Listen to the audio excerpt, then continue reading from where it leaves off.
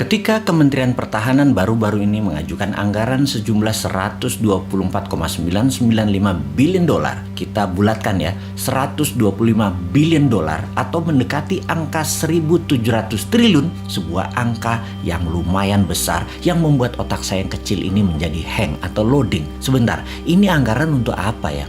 Beli senjata atau bikinan senjata dalam negeri nih. Grand Plan pertahanan negara arahnya bedil-bedilan atau model Tiongkok, menaklukkan negara lain tanpa bedil, pakai smart dan soft power, bukan hard power. Kita semua tahu hard power itu old mind, kuno, harus dikombinasi dengan soft dan smart power, model Tiongkok lah. Beli pejabat negara lain, kasih pocket money, kasih pinjaman lunak, dibangunkan apapun yang sifatnya jangka panjang dan seakan penting di negara tersebut. Misalnya nih ya, negara tetangga kita banyak tuh pejabatnya yang kena strategi smart powernya Tiongkok. Rakyatnya kemudian dinina-bobokkan dengan narasi. Dan untuk negara kita yang pejabatnya NKRI garis lucu semua, hanya ketawain negara tetangga itu. Seru ngelihatnya.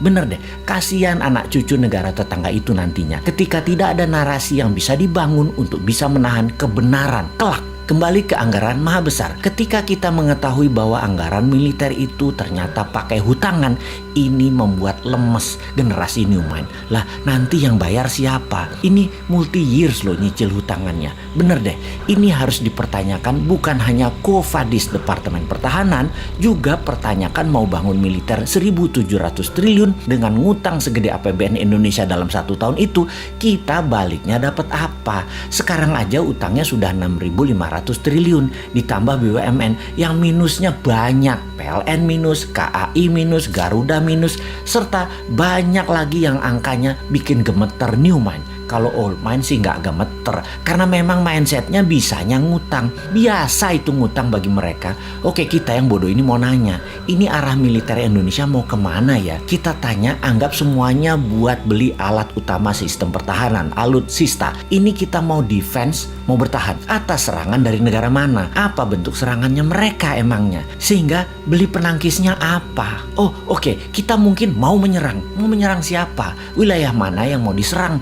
Yang mau ditaklukkan? Papua Nugini, Pasifik Selatan, Australia, atau Malaysia, atau kemana? Tiongkok mungkin kita mau taklukkan. Pakai apa penaklukannya? Apa yang didapat dari serangan keluar tersebut? Misalnya mau menaklukkan Tiongkok, kita mau ambil hartanya Tiongkok, mau ambil cewek Tiongkok, atau mau ambil Malaysia supaya kontrol Selat Malaka 100%. Mau kemana kira-kira bos?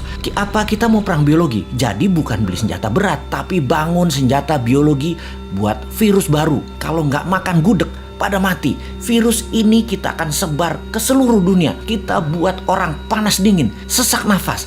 Tapi begitu makan gudeg, sembuh. Kita siapkan gudegnya. Agen-agen di seluruh dunia, negaranya kita kendalikan. BPOM di negara lain kita mainkan agar gudeg lulus BPOM mereka. Dan makanan lain yang mirip-mirip gudeg gak dapat izin BPOM di negara lain tersebut. Kemudian kita sebar lagi virus lainnya lagi, yang obat penangkalnya rawon. Kemudian virus yang obat penangkalnya empek-empek, nasi padang, dan lain sebagainya. Nah, kalau perangnya begini saya dukung dah. Atau kita beli HARPS. Kita ubah cuaca, kita bikin Papua ada salju agar Indonesia ada 4 musim di Indonesia bagian timur. Di Maluku, Nusa Tenggara, Papua ada salju. Bayangkan di Maluku dan Nusa Tenggara ada salju, ada pantai.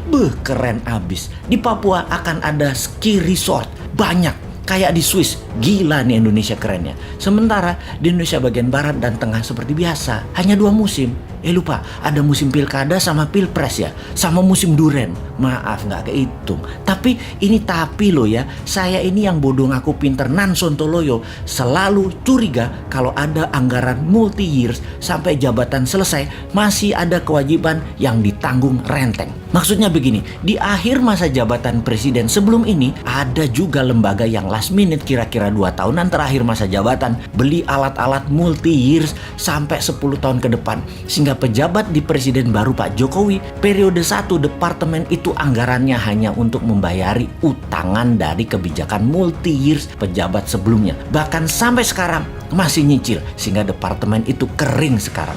Ini ngebayang aja, kalau kita beli barang dari luar negeri, komisinya di luar negeri loh ya. Komisi selalu didapat dari penjual kan, dan jarang loh penjual nggak ngasih uang tali kasih, itu jarang. Jadi si pejabat periode lalu beli-beli dalam jumlah besar, komisinya di muka dong ya, gede banget dong komisinya karena dealsnya multi years. Lumayan, namanya juga udah akhir masa jabatan. Mulai paham kenapa si Sontoloyo ini berkerut kening urusan anggaran besar multi years yang ditanggung renteng sampai pejabat berikut-berikutnya. Ya, mudah-mudahan analisa si Bosman ini salah lagi. Karena kayaknya amanah kok pejabatnya. Calon presiden kemudian kok.